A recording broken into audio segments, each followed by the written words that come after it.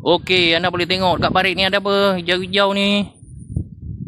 Ianya berkiambang sekarang ni. Kiambang ataupun kita panggil dia bahasa Inggeris duckweed. Kiambang itik. Tak lupa juga ada azolla, nampak yang hijau-hijau pekat sikit ni. Ni azolla, ni kiambang. Ya, anda tengok ni kiambang dulu saya ambil. Kiambang biasa daun dia 2 3 macam tu. Ni kiambang. Duckweed. Kiambang itik. Cik je. Kita ambil azolla pula. Azolla. Ni azolla. Anda boleh tengok azolla.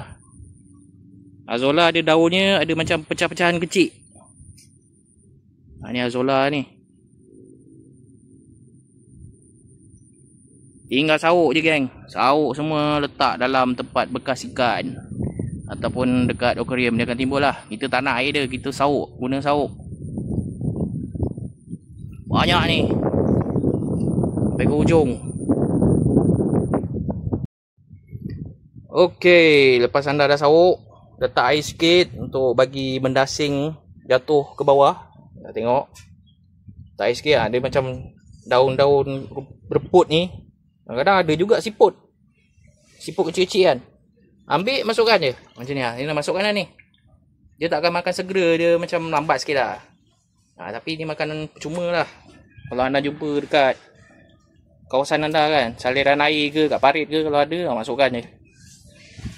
Macam tu lah. Ni semua anak-anak ikan ni.